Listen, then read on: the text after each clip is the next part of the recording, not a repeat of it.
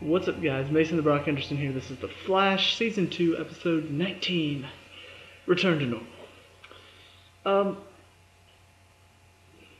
I don't want to say this wasn't a good episode, but it could have been better.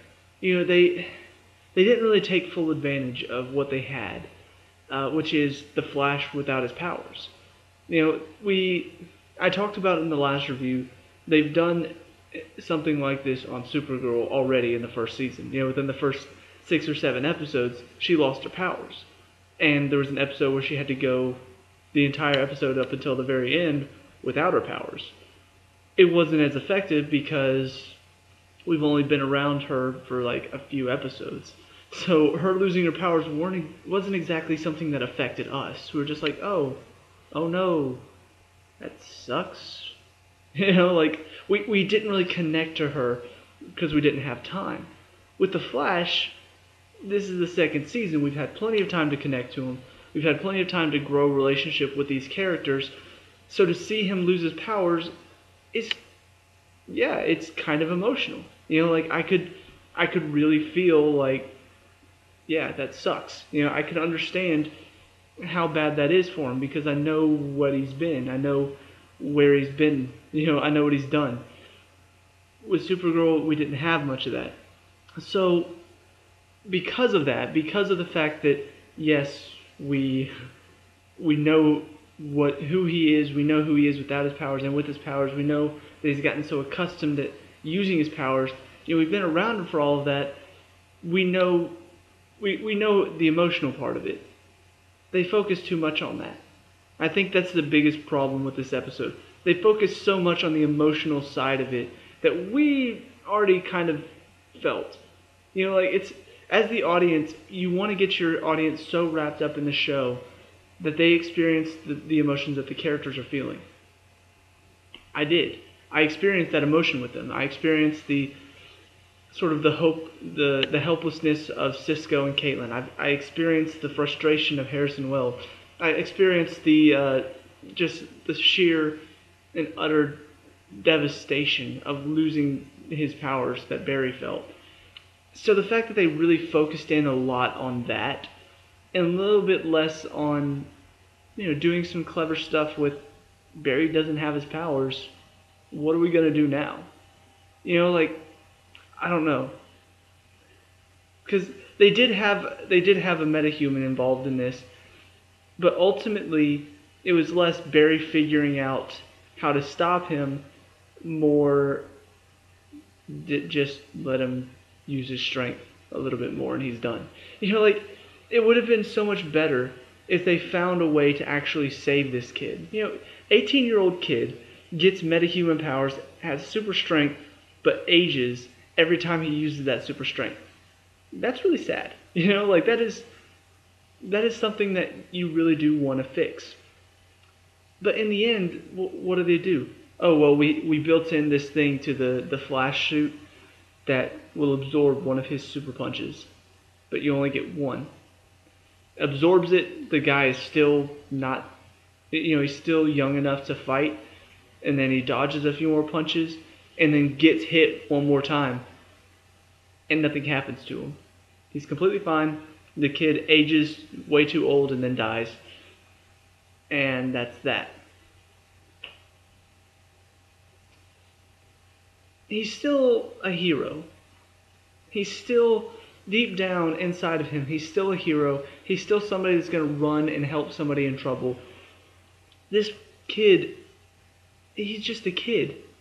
He's 18 years old, and all of a sudden he's, you know, in a 50, 60-year-old body. He's acting out of fear. And your best solution is, well, just let him use his powers until he grows so old that he dies. That's not a hero. That is not what I've come to expect out of Barry and the team. I expect Barry to be like, okay, I don't have my super speed, so it's going to be hard for me to stop him, but we've got to figure out a way to do this. We've got to figure out a way, even without my speed. They didn't. Let's just let him use his strength. It was so simple and so easy, and ended up killing this kid who was just in a tough situation instead of trying to help him out of it, instead of trying to figure out a way, okay, What if there's a way we can do this? What if there's a way to reverse this? It just, I don't know. The fact that this is the metahuman that you want to bring in while Barry doesn't have his powers, and it's a metahuman that actually doesn't need to be stopped. He just wants to be fixed. That's a good story to tell if you actually end up fixing him, not if you decide, well, you know what, let's just make him age to death. I don't know. It was very disappointing. It felt like they could have done so much more. It felt like Barry would have done so much more. The character that I've come to expect out of Barry, even before he got his powers, he was still somebody that tried to help those in need. We could see that in him. And so the fact that he just, now that he's lost his powers, thinks, okay, the best solution is to just, let this guy die.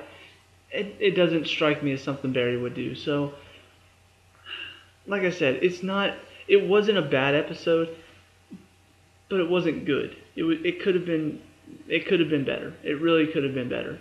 And on top of that, the fact that Harrison Wells just, I can't really pin down his attitude.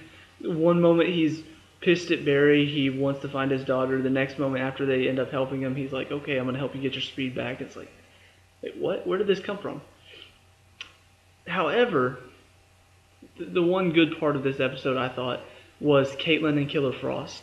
That was pretty interesting to see. Caitlin experience meeting her doppelganger, seeing what her doppelganger became, helping her out of the prison just for her doppelganger to try to kill her. And yeah, I mean, Zoom comes out of nowhere, saves her, and kills Killer Frost in the same instance. Yeah. I'm a bit worried for Caitlin, just because I don't know how she's going to get out of this unscathed. Everything she's been through. Now all of a sudden this guy has her kidnapped. I'm worried for her. The one thing I didn't talk about in my last review that I will mention in this one, also involved with Caitlin, the guy in the metal mask that Zoom has prisoner. In the last episode he said, Barry asked him, who is that guy? And he said, you wouldn't believe me if I told you.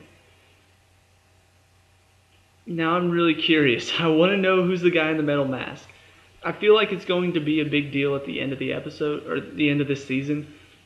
And I feel like there are a lot of people that read the comics that are already figured it out or have theories or something like that. I honestly don't know. I have no clue about the comics at all.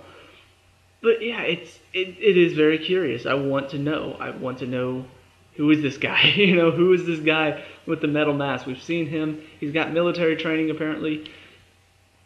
I want to know really, really bad. Hopefully they tell us soon. Anyway, those are my thoughts on this episode.